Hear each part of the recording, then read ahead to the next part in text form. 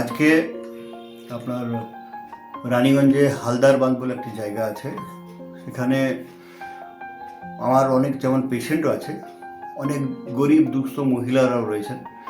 তো এই শীতের কম্বল যে দান আমি বিভিন্ন জায়গায় করছি, আজ সেই হালদার বাঁধের কিছু দুস্থ মহিলাকে আমি সেই কম্বল দান করলাম, যাতে শীতে তারা অ্যাটলিস্ট বেঁচে থাকতে পারে জীবন যুদ্ধে। এবং আমি ভবিষ্যতেও বলেছি ওদিকে যদি কোনো দরকার হয় এবং আমার সাধ্যমতো যেটুকু করা যাবে আমি তাদের জন্য সেগুলো সব করব এবং সবসময় পাশে থাকার চেষ্টা করব তাদের কাছে।